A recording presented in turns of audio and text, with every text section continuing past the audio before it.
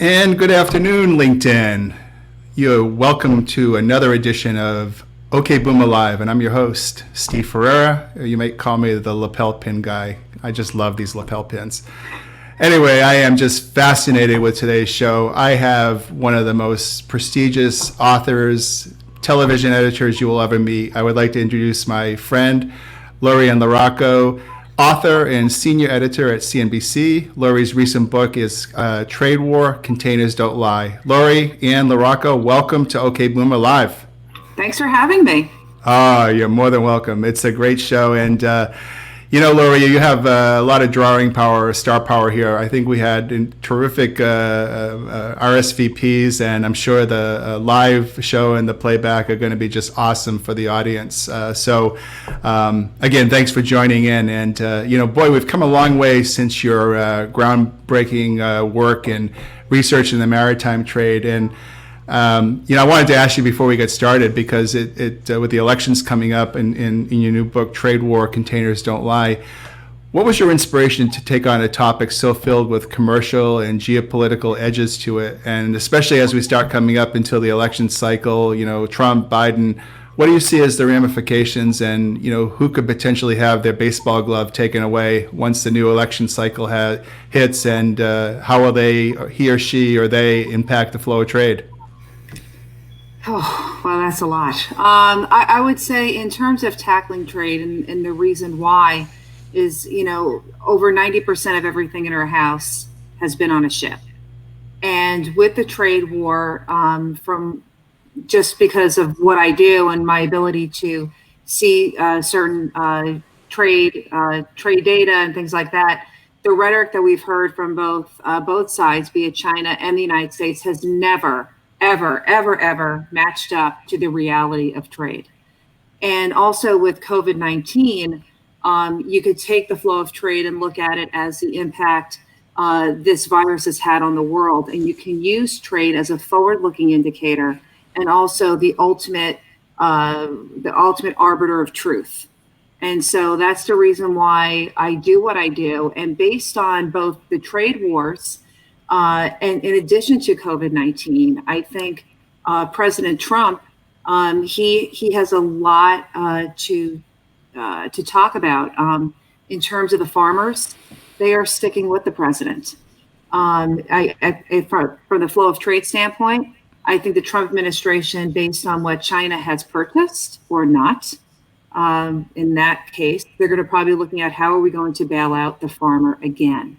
So I think it really just depends as the voter heads into the election box, or the proverbial mail-in that we might all be doing. I think we just have to look at the accountability of these trade deals and to see what actually stacks up. Well, that's a perfect segue into our topics for today, because, you wrote Containers Don't Lie before the COVID. And so when will we be ready for the follow-up after COVID? You'll have a lot to say. I wrote that book in over the summer last year, and I'm willing to add to it. So we'll see. All right. See who wins. That's great. Well, actually, I think we'll have some interesting news today to maybe share, and hopefully we can add it into your next book. So let's start today's program, and I will kick off by sharing my screen with yourself and the audience, so we can have a great discussion point here. Let me share this, and we'll go full screen. And yeah, that's great. All right, we're looking good.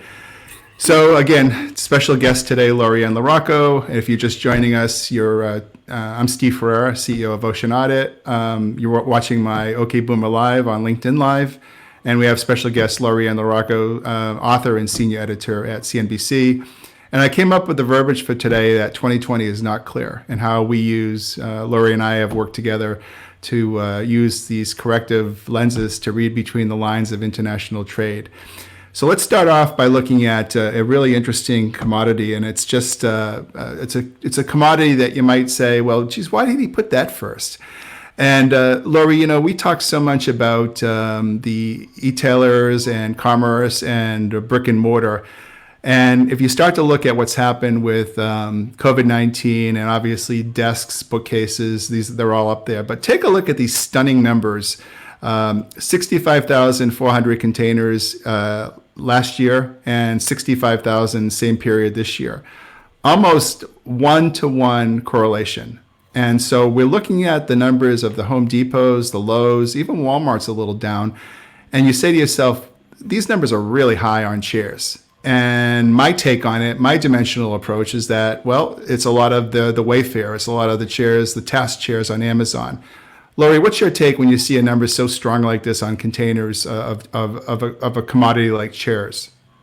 I mean, when you look at the numbers, I mean, it's a little over 500 containers more, and you would know better than me in terms of dipping into the bill of lading as to how many chairs are in a container. But I just know from personal experience, I'm working from home, and I had to find myself a comfortable chair, so I went on Wayfair. A lot of what would not have been an essential item, like a chair, like a desk chair, became an essential item for millions of Americans as we are now home. So it does make sense to see that 500 container pop. Well, I just think in the terms of the total Trans-Pacific container trade, I mean, this is an item that, along with mattresses from Amazon, the mattresses always come into play for some reason. But I think the stay-at-home focus is something the audience would be privileged to know about, that so many of these containers are moving. And you need not go to a website like Wayfair and just see how many units are out of stock. Mm-hmm. At least I did when I did the same thing you did, Lori, right? Yeah. I think that, it's a tale of the tape. And I think Lori's book, Containers Don't Lie, plays so much into this because, these are really strong movements, and especially on the fact that you have a COVID environment, you have a Chinese New Year, you have a production cycle that was somewhat diminished, or the flow was diminished, and all of a sudden, you look several months later at the realization, and these were very strong. Lori, if we look at the next slide, we talked about, I logged these items because I'm able to see in my ocean freight proprietary data that I deconstruct items marked physically in the manifest of the ocean manifest is back to school. And, so this is items like notepads, markers, crayons, and the number of these containers is significantly down, well by half this year versus last year. I guess one of the things that I look at when I look at the tea leaves of trades is, do you see that perhaps like some of these back to school items, such as notebooks, notepads, I mean, could they potentially be replaced by more emerging technology like Chromebooks or iPads? What's your take on this? From what I've been looking at through my research, back to school, because no one really knows what it's going to look like. One of the things that I've been diving into is how many Chromebooks are being purchased by schools, just because you are having a high influx of schools going online now more than before. And also schools know, they desperately need to get them into the hands of children that can't afford to buy technology. Also, from my sources have told me that some back to school item orders were canceled by some retailers. And that makes sense because a lot of these orders are made in December and January. So they're in-house to get ready to be put on the shelves in June. Because remember, in the South, kids are going back to school in as little as 2 weeks. Sure. So retailers have to have that product in. So it does make sense to see that decline. One of the things I start to think about, and I know we have a mutual friend, John Monroe, that's also a thought leader in this space. And, one of the things that you start to think about is the reshaping of the retail environment. For example, I used to always go to Staples or Office Max or Office Depot. And, you start to see, will stores carry less stock? Does this somehow, what we're getting used to now in this environment, shape the way that we buy? And will that eventually shape the way that containers move? For example, we're going to talk about Chromebooks in a second, but the more higher up you get on the technology scale, the easier it is to potentially offshore that to another location instead of China. So I start to wonder if this may be one of the forebodings of moving more offshore. What's your take on that? You're definitely saying it. I think what C-19 has brought to the forefront, and that you really can't ignore anymore because we've already known, is the high dependency on China. And when you look at, since the trade war, you have seen some movement of companies leaving China into other countries. But what C-19 has highlighted is the fact that China still plays a very important part in the supply chain. Even if you're producing in Vietnam, you may still have a piece of that product still made in China. Sure. And, and also with the manpower, with the people. You had manufacturing plants up and running outside of China, but they couldn't have their managers that were from China to come in because they were not allowed. Right. So we're definitely seeing that. Yeah, and just to echo what you said too, it makes a lot of sense to what other thought leaders like a friend of mine, Dan Gardner, who many of you know, talk about, is that China will never, the kind of ash and trash, lower level tchotchke items, Americans love a deal, right? So those toenail clippers or those fingernail clippers will never move away from China. But I think you're onto something in terms of this. But speaking of Chromebooks, this is, how's this for a lead-in? We looked at May to July 2019 and May to July 2020 on some interesting trends there. And I think one of the things that's really interesting is the Chromebook shipments have doubled. And it plays exactly into the theme that we're seeing with the home office, the schools, and the fact that there's much more, distance learning taking place there. I thought one of the most coolest one was to take a look at a supplier of computer peripherals, Belkin Computer Accessories. They make mice, and they're a high-end component of USB cables. Again, not double, but obviously the trend is way up. And Lori, we talked about lunchboxes and backpacks, and it's way down. Look at those backpack numbers, Lori. And, that tells you that, the parents just either held off or the orders got canceled. My numbers are a little bit one-dimensional, but what are your sources saying on more of the, again, if you could elaborate more on the back-to-school essentials like backpacks and lunchboxes, do you just see the orders being canceled, or is there anything more in the tea leaves we can read into that? Well, I think just the fact that, retailers, it was like a black hole. No one, to plan for during a pandemic and to not know what the future of school is going to look like. Some sources told me that some orders were indeed canceled. But also, too, you could, in the meantime, you could have had products slow steamed from point A to point B. So you could actually, in some aspect, you might have more out there that haven't reached port. Yeah, and Laura, you made a really interesting comment on one of your recent interviews. Could you elaborate a little bit for the audience? Because I think your point about the detention in transit or offloading a cargo at an intermediate point, could you maybe help the viewership understand that dynamic a little bit more?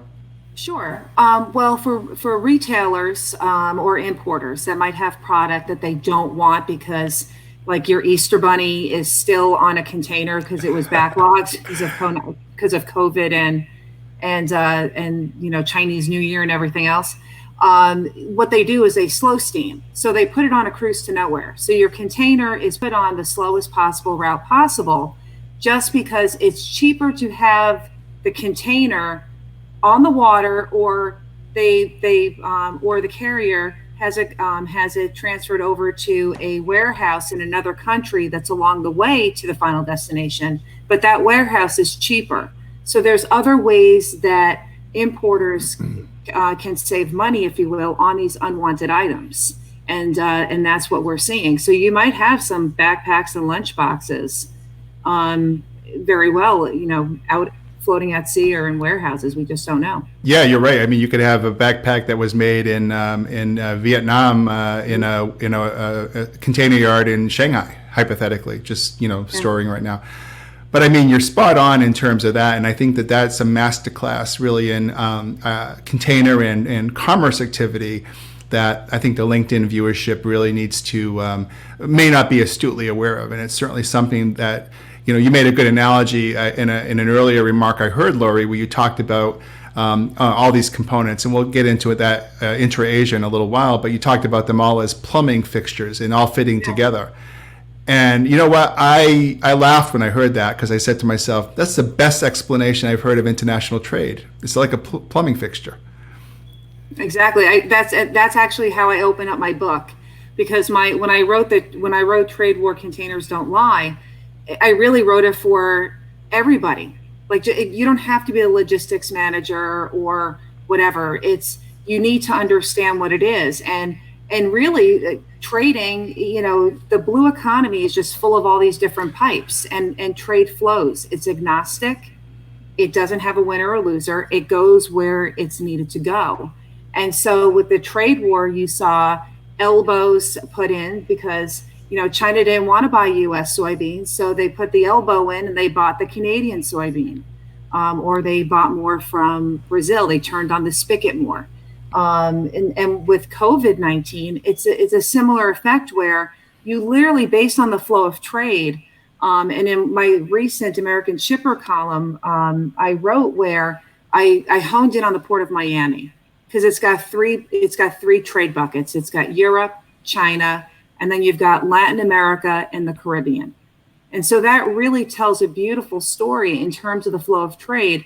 And you can literally follow, once C-19 came out and was officially out there, and then you saw the stoppage, you saw the ripple effects. And then as the contagion spread around the world, you could literally plot the point by the containers and cargo and commodities, where it went. And to me, it's fascinating. And it's really kind of simple, because it's supply and demand. And we all, as human beings, understand supply and demand.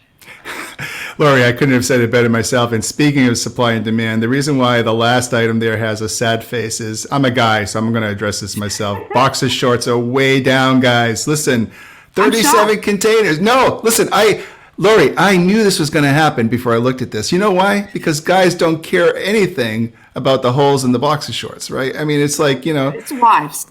They just want to, it's like an old faithful pet, right? You got your boxer shorts with your hearts on it, and so guys don't, if you're in the boxer shorts short business, PVH or jockey, I'm sorry that these news is decimating you, but I'm shocked. I thought it would be up. No, listen, I'm not shocked. No. Listen, when you told me that, I knew this is going to be a great one. That's why I even had my art guy draw the sad face. Yeah. But listen, before we move to the next slide, and speaking of the great overview, and I used the word that you kind of gave a little bit of a mini masterclass on the technique of moving cargo from one port to another to warehouse it and to keep your warehouse to avoid the expensive warehousing costs.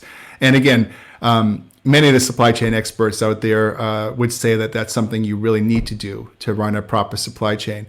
But, Lori, the one thing, and if I may deviate from the program a little bit, Lori is known as the person that has $1 billion Rolodex. I mean, Lori, I think you've interviewed princes, kings, presidents. Audience, I'm going to give you a true Lori story. And Lori, this is, you can't stop me. So one of the things, I'm on the phone with Lori, and we're talking about something about trade a year or two ago. And it's like, hey, Lori, it's great. It's a really cool conversation. And she says to me, Steve, I've got Secretary of Energy Rick Perry on the line. I'm going to have to call you back. I'm thinking to myself, oh my God. It's like, I told my wife, I said, Yulia, Lori just put me on, hung up on me because of Secretary Perry. So I thought to myself, this woman is so connected that, she has got a lot of insider connections that, and, you referenced great info at the various port directors and port leadership and, all the way up to the White House. I believe in my heart of hearts, Lori's work is being looked at. So she's serious news when it comes to this material, and you guys should definitely follow her, Lori. So I just wanted to say that, Lori, about you. You're great. Let's move the program forward, and I wanted to talk about that no segment is unblemished, and obviously we spend a lot of time talking about different verticals, and automakers. I mean, my General Motors is part and parcel of Americana. And if you look on the May, July segments on the finished product that they imported, either from Mexico or Korea, South Korea, you can see the numbers are pretty much dramatically down. But I think one of the things that's really telling, right, about COVID-19, the factory lines, I mean, we've all seen the beef packing plants, for example, just totally devastated, right, by COVID. Well, maybe it's the same thing at some of the automakers. I mean, these numbers on 900 containers to, fulfill their parts and their line processing versus 200. It's a pretty dramatic difference. Now, again, numbers don't tell everything, but they do tell the story that, maybe GM had excessive inventory and they're working that down, and they just didn't continue the container movements at the same velocity. But it is very telling, and again, part of Lori's theme of containers don't lie.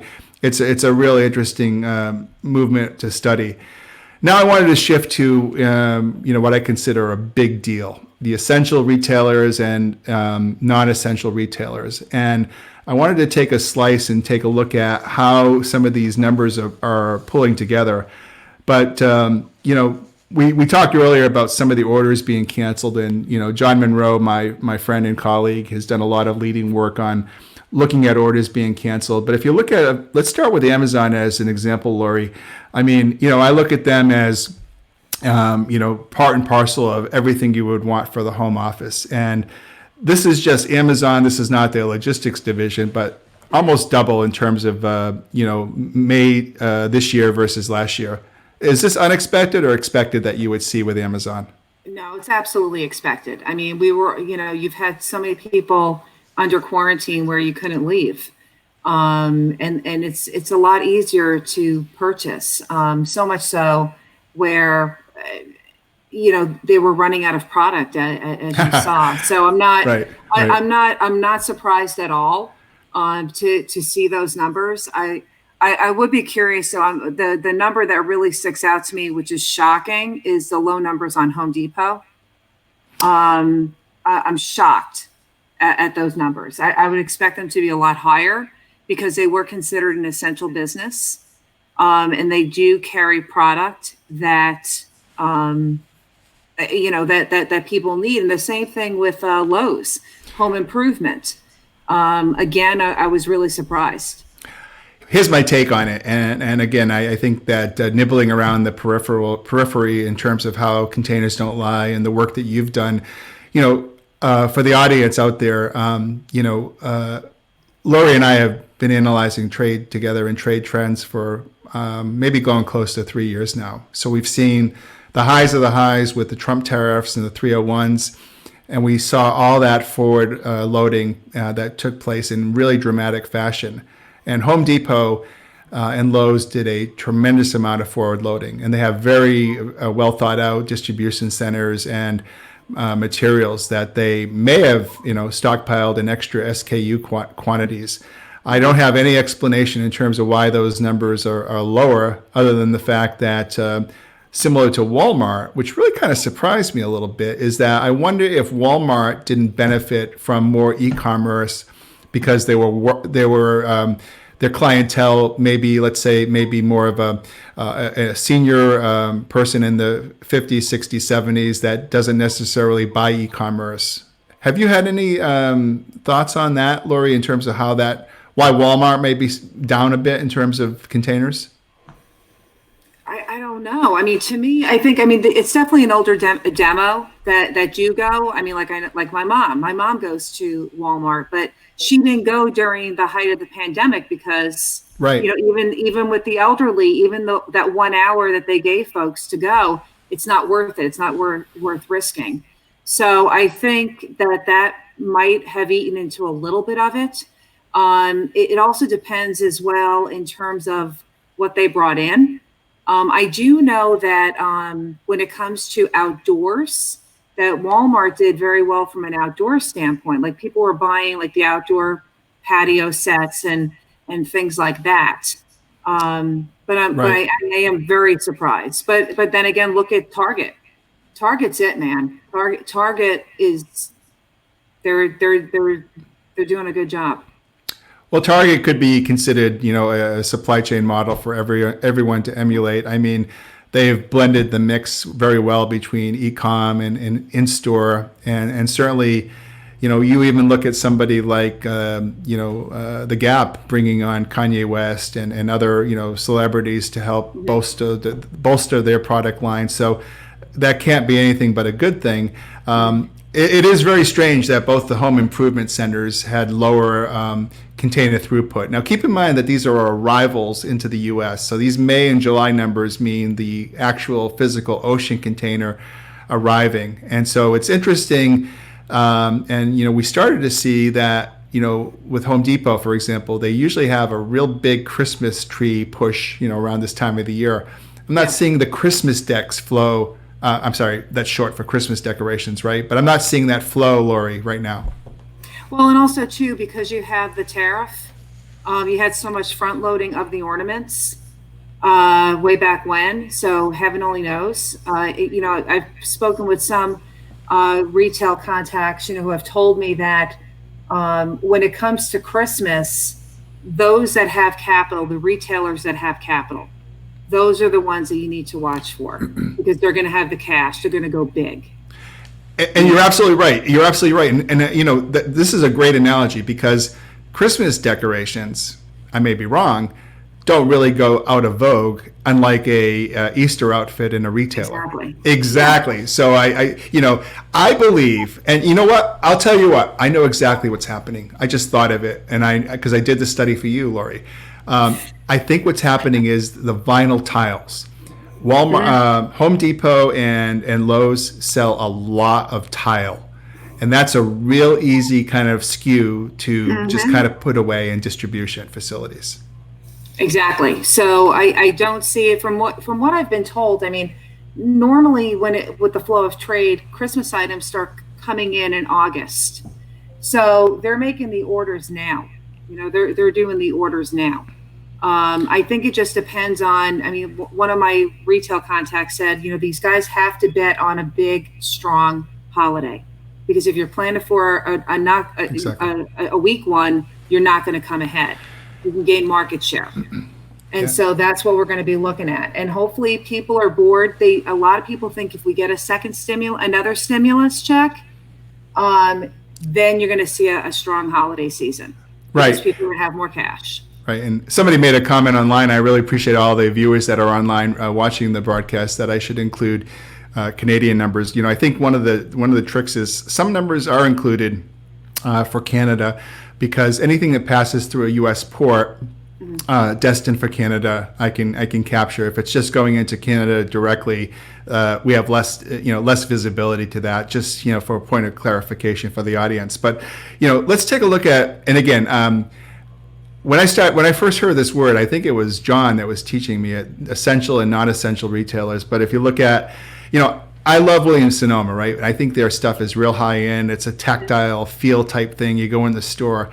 I don't know whether or not that is one of the reasons why their numbers are down. But if you look at Levi's, right? Levi's number is down substantially. And the first thing I think about with Levi's, because I'm a big fan of Macy's and Macy's has been a customer of mine for years, is there's a lot of jeans in retail stores, right? So this also may be part and parcel with some of the potential order cancellations that you correctly elaborated on earlier. So I was just wondering, I just wanted to lay out there for the audience that it's really interesting to see who's up and who's down. And this was a good chart to kind of start thinking. But you know what, Lori, though, one of the things I forgot to mention in the overview is, because you're got this $1 billion Rolodex and that Wall Street looks at trade, I think the audience doesn't clearly roll into the fact, consider just how strongly, Wall Street may use analytics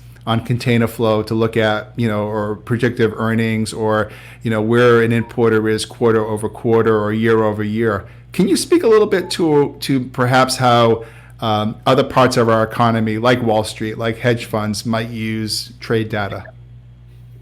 The most important thing with trade data is it's really real time. This is real time data that we're looking at, or as close to real time. You don't have to wait for smog to develop in a country to see if it's up and running. You just have to go and look at the drainage. Trade is people. When it came to looking at China when they were opening, I was several days ahead of the mainstream media that declared China was back up and running. And I was like weeks ahead in some aspect of it because I was reporting on the drayage and the movement. And I was saying, like, it was like 50% up. You saw things are going. When it comes to investing, when it comes to any type of strategy, this is a good it's a good data point to have because you want to be ahead.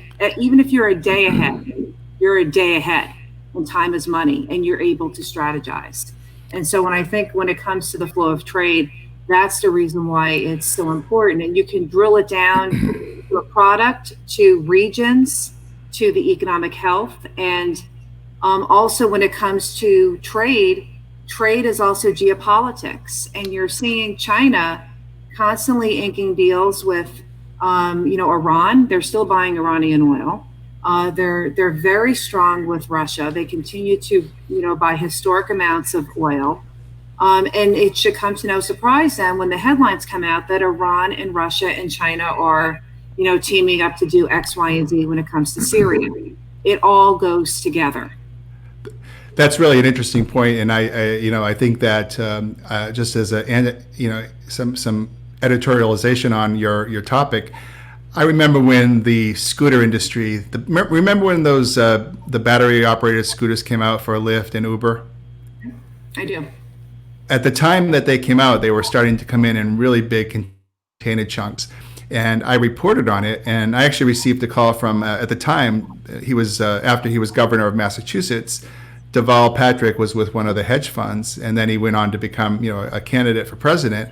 But Deval Patrick actually emailed me and said, hey, we're really interested in more of this research because now this is a hedge fund, right? An investment firm that Deval was with, and I started to think, wow, these people consume this kind of material as they start to focus on earnings or, VC money. So it's, I'm echoing where you are, Lori, all the way.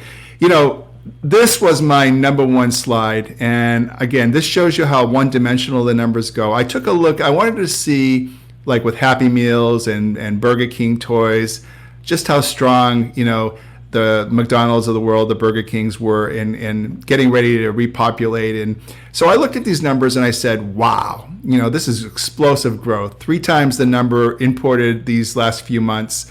And I said to myself, this means that they're savvy at McDonald's and Burger King, and they're getting ready for the mass, influx of parents bringing their hungry kids that want something to play with.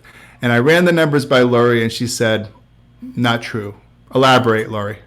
Oh, geez. Okay, let me pull up my stuff here so I can seem semi-quasi intelligent here. No, I mean, in terms of it, to me, it was looking at it as you're looking at a combination of the slowdown of COVID-19. I mean, you had reefer container parts. One of my contacts refurbishes reefers as like a side job, and the components to replace the broken reefer parts were coming in last month.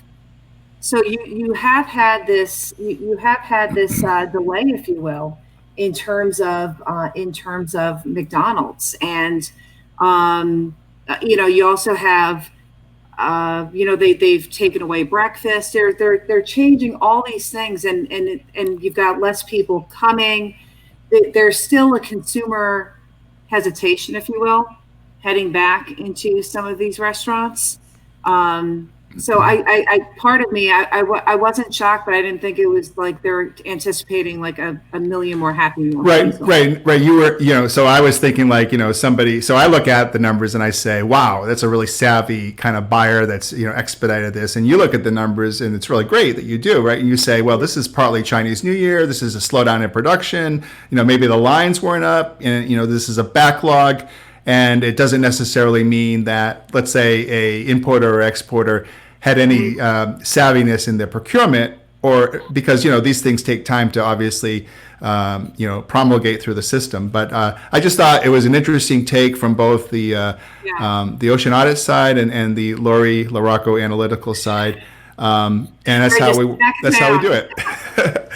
I know we're kind of, I'm looking at the clock and I want to keep our audience on track. We've got about 9 minutes or so left. And I think one of the things that I wanted to do on the last slide is, so many thought leaders in the trade, thinking about space allocations, blank sailing, are some of the sailings being, manipulated in terms of the space? And, as we start to come back, what is this fine dance, this fine balance between the carriers doing such a algorithmic job of allocating space and, constraining in some ways the market? And the reason why I put manipulate up there in terms of what that word meant is that this is not a bad word. It's just that the carriers have now had so much time, energy, and practice together. I mean, look at the consortiums that are sharing the same ships. So in a way, right now we're seeing the steamship lines and the ocean vendors in a period of strength. But at the same time, if you look at the numbers, again, this is a different look. This isn't containers, but I like to look at also at the market in terms of how many orders are being processed by shipping invoices. Mm-hmm. And so my China numbers are actually up, but like you alluded to earlier, Latin America, other parts of the world are kind of holding the total import volume into the U.S. down. So my numbers are plus 4% for China, down 9% for the rest of the world. And, I know that the China trade, I think the experts are looking, okay, what's going to happen next? Is that going to be up for another month and just, stop? Now, Lori, what happens, for example, if COVID comes into the port of LA or Long Beach and we have vessel stoppages? We don't have the longshore gangs to work the ships. I mean, how else can these flows of trade be impacted by other issues that, maybe read the tea leaves for the audience for the next 3 months, would you please? Sure. Just in terms of just like the flow of trade within here. Yes. I mean, well, you've got multiple closings all over in terms of COVID. You've got the popping. We don't know what's going on with school. There's a lot of uncertainty and people are scared. So that will have an impact on human consumption, and you might see more of a turn towards the essential items again versus the non-essential. I mean, what we had, like the folks that are up in the Northeast, we all know about the toilet paper and the hand sanitizer problems, and now you're seeing those same problems in other parts of the country. Though that's a disruption within the supply chain because you can't get the product in as fast as you can. Heaven forbid that you had a COVID outbreak, yes. at the ports, it's going to hit the drayage, and that's a trickle down effect where you can see you need people to move trade. If you can't get it off the ships, it's going to stay on those ships. And then, it just trickles down to then you've got less containers on the rail, less going on the trucks. And then that goes all the way down to the mom and pop shops, to the sandwich shop that feeds the longshoremen. Trade is more than just containers, cargo, and commodities. It's all about people. And if people are impacted, it's just going to trickle right through the whole system. Yeah, you're right. I mean, it's a finely balanced art. It's a finely balanced network of interwoven mesh, or plumbing tools, plumbing fixtures that are used to hold it together. I think that the one takeaway on this one, and we'll close out with one last thought, one last slide, is that I think that the audience sees that spot rates are softening a little bit, and this is a little bit of the dance between capacity and sailings being added. So I think that, maybe we're overcooked right now in terms of just how much the importers and NVOCCs can accept in terms of rate levels. And we might start to see that come down a little bit, but that doesn't necessarily mean that's going to always improve the demand if the demand is just not there. So I think we're going to still see these artificial constraints in the market, and we'll just have to keep analyzing it. But before we break for a few questions, I did want to talk to you guys about how the whole thing gets started. And Lori's piece on intra-Asia was just an incredible benchmarking. And I wanted to explain that and have Lori give a little bit of input on that particular issue. Here it is here. And so I lived in Asia for a number of years, and I know just how much trade and inter-Asia trade, meaning trade between Malaysia and Korea or Korea and Vietnam, means to the manufacturing cycle of the parts that eventually get made and shipped here. But Lori, could you address, this is really a dramatic chart, and I'd like you to give the audience a few minutes of your time on this. Sure. So within the different trade routes around the world, every trade route has its own specialness, if you will. The intra-Asia trade route is the route that that transports both semi-finished and finished goods. You may think that your jacket was made 100% in China. It might not have been. One sleeve, the sleeves could have been made in Malaysia, and then it goes back on another container. It can bounce back and forth a multitude of countries. And the intra-Asia trade route really shows you what is going on. It paints a true picture of the volumes. And that means how much product is out on that waterway. And you've got Malaysia, you've got Vietnam, India, China. All these countries are pivotal in this trade route. And you can tell based on those numbers that the demand is not there in terms of product being made. And that trade route then gives birth, if you will, to the finished product where it goes all around the world. So this is a very good corridor to look at to see the volumes of how much is floating and when. I love that, and this will be all up and running on the restream or the rebroadcast of this LinkedIn Live episode, as well as on OK Boomer Live TV YouTube. But I think one of the things that we had an audience question, and John had made a comment, Lori, John Monroe, for, okay. By the way, John, good to have you, John.